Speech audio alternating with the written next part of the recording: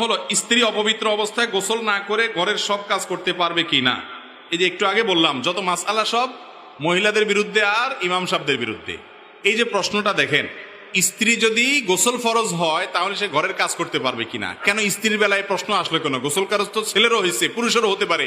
তাহলে পুরুষের যদি গোসল ফরজ হয় তার কথা আসতেছে না কেন যে পুরুষ গোসল ফরজ হলে কাজ কাম করতে পারবে কিনা? মাসআলা শুধু মহিলার ব্যাপারে কেন?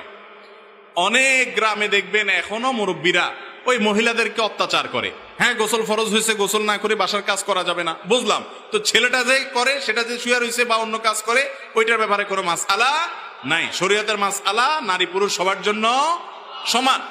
গোসল ফরজ হওয়ার পর অন্যান্য কাজ করা যাবে, উজু করে নিয়ে অন্যান্য কাজ করা যাবে, তবে যত তাড়াতাড়ি সম্ভব গোসল করাটা হলো ভালো। যদি কোনো কারণে দেরি করতে হয় যে আর একটু পরে করবো, এখন হাতে অন্য জরুরি কাজ আছে, সারা যাবে, কিন্তু মাঝখানে উজু করে নেওয়া উত্তম। এটি হাদিস থেকে প্রমাণিত। যদি বিনা উজুতেও করে তাতে বড় কোনো গুনাহ হবে না, কিন্তু কাজটা অনুত্তম, অনুচিত কাজ, অপবিত্র অবস্থায় অন্য কাজ করা করলে সেটা বড় কোনো গুনাহ হবে না। এটা নিয়ে বাড়াবাড়ি করা, এটা নিয়ে খুব বেশি আপনার আদা জল খেয়ে লেগে পড়া উচিত নয়।